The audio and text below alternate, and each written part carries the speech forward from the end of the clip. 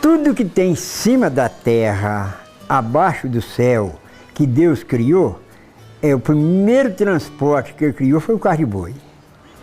E da onde saiu esse progresso que tem aqui? Um veículo rústico, engenhoso, resistente, elemento mítico da nossa cultura rural. Um trabalhador invencível, o primeiro instrumento de transporte em terras brasileiras. O carro de boi rompeu matas, desbravou o silêncio e o segredo do sertão. Abriu caminhos, formou vilas, povoados. Em meio ao correr dos tempos, o carro de boi não se entregava, não se abatia. E mesmo após tantos anos de incansáveis esforços, o carro de boi ainda sobrevive na imensidão dos campos e no coração dos homens que vivem da terra. Nos primeiros 50 anos de nossa colonização, o carro de boi foi utilizado nas extrações do pau-brasil. Já durante o ciclo da cana-de-açúcar, participou da expansão dos engenhos, das matas carregadas de lenha para as fornalhas, dos canaviais para as moendas, e o açúcar transportado para os portos com destino à metrópole portuguesa. Nossos principais produtos agrícolas eram transportados pelo carro. Seguiam para as cidades, e das cidades chegava o que não se produzia nas roças. Esse valioso instrumento agrário testemunhou grandes acontecimentos e fatos marcantes que nortearam as etapas de nosso desenvolvimento. Participou da marcha jesuítica na catequização do Brasil. Na exploração das minas de ouro, foi escravizado pela ganância do colonizador, mas teve força suficiente para presenciar o nosso mais importante momento. Ao lado de Dom Pedro I, o velho carro de boi proclamou a independência do Brasil. No quadro de Pedro Américo, abaixo e no canto esquerdo, o carreiro acompanha o momento supremo de nossa libertação. Por várias vezes, no entanto, o carro de boi presenciou cenas de sofrimento e horror nas guerras pelo interior do país. Pelo que se conhece, o carro de boi veio com os portugueses logo depois do descobrimento. Então a ideia que se tem é que veio com o Martim Afonso de Souza, né? Ali para a região de Santos e São Vicente.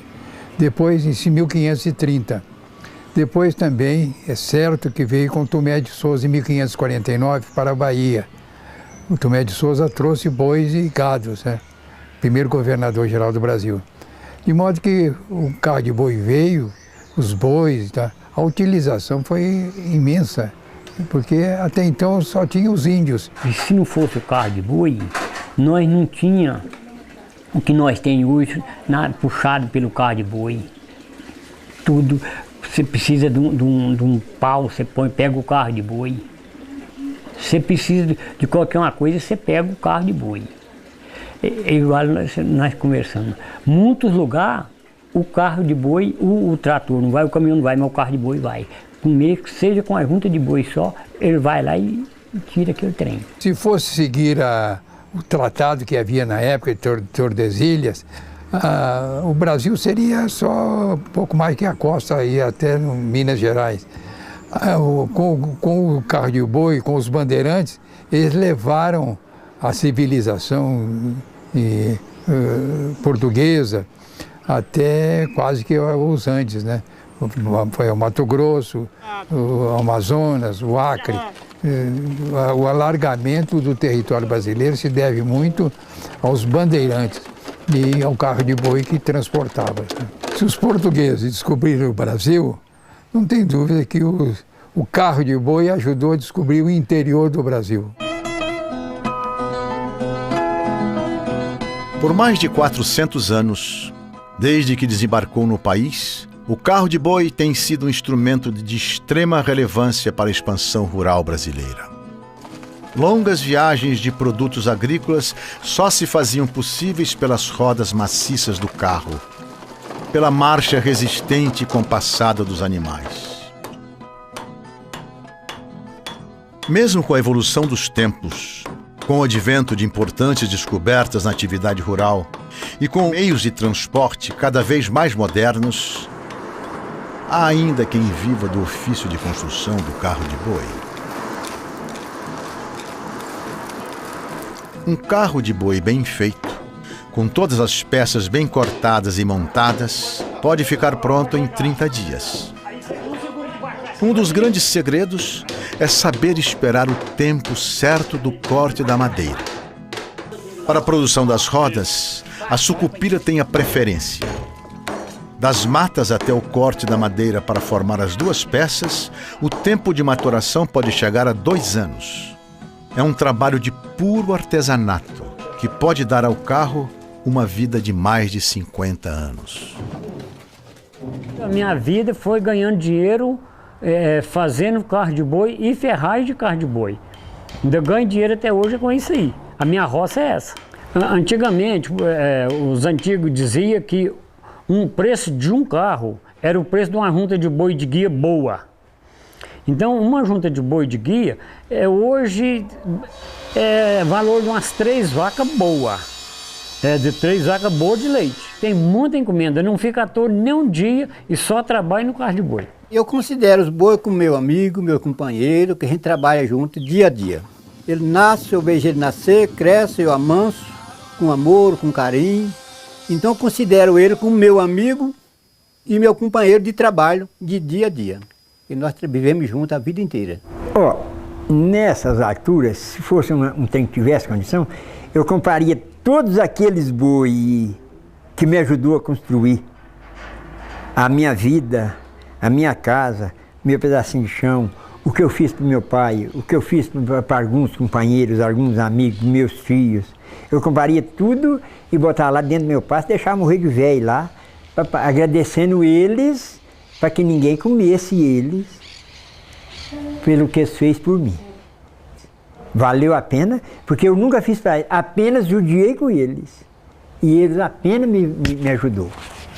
Eles nunca judiaram comigo. O carro de boi está na nossa veia, está na nossa cabeça, está no nosso sangue, está na nossa alma, está na nossa família. O carro de boi não morreu. O carro de boi existe aqui. Menos, mas o carro de boi existe aqui.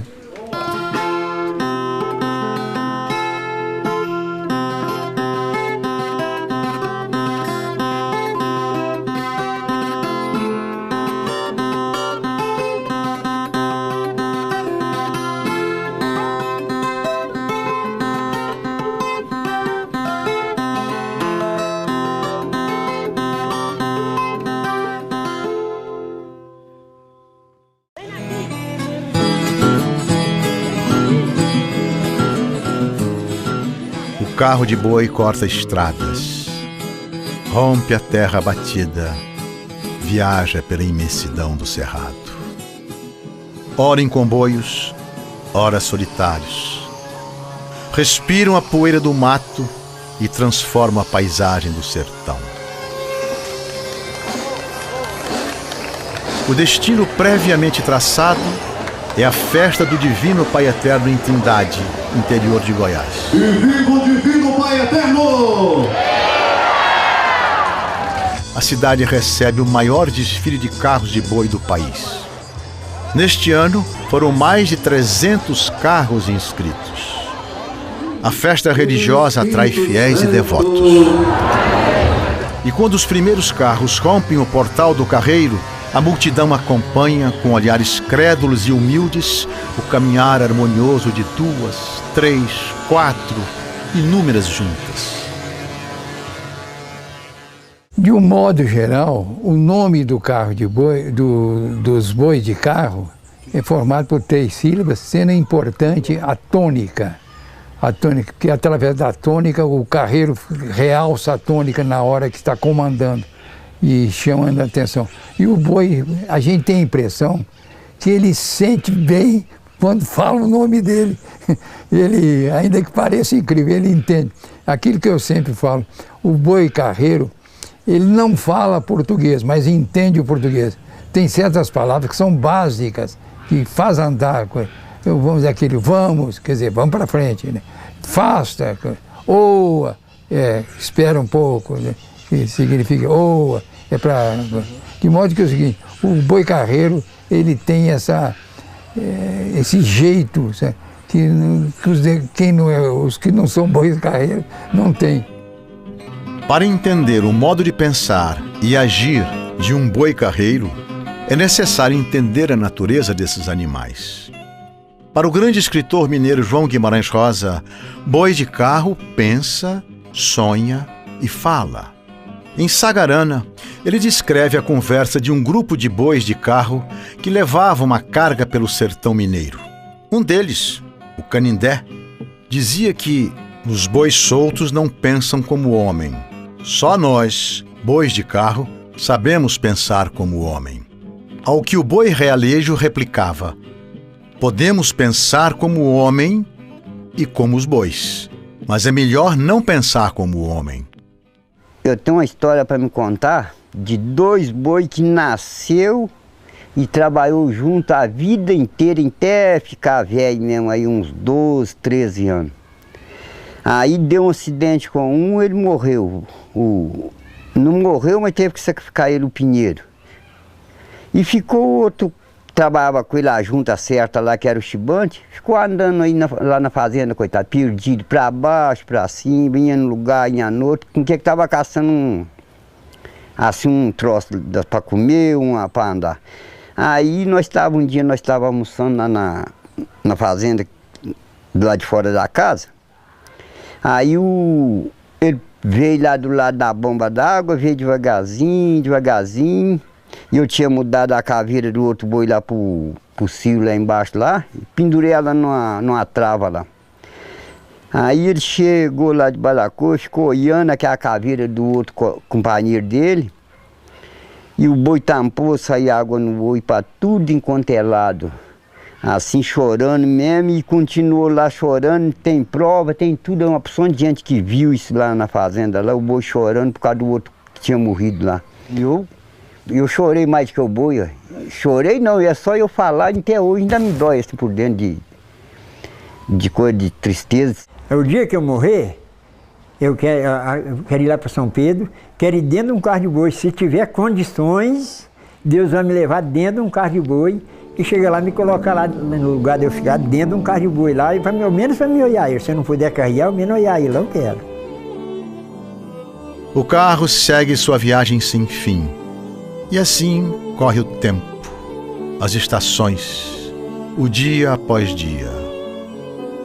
Seu canto nostálgico ainda ecoa na atmosfera do Brasil rural. E é por tudo isso que o carro de boi ainda sobrevive, incansável, imbatível e imortal. A gente ia cantando: de madrugada vai o carro a carrear, vou vendo a lua, ouvindo o carro cantar. Oi, Vitalina, oi, Juvenal, é hora de tirar leite que o bezerro quer mamar. Eu ia de candeeiro na frente da fazenda para o povoado. O carro de boi lá vai, gemendo lá no estradão, suas grandes rodas fazendo profundas marcas no chão. Vai levantando poeira, poeira vermelha,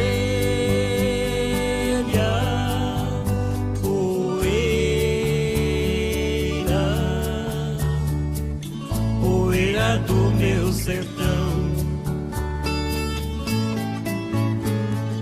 Olha, seu moço, a boiada em busca do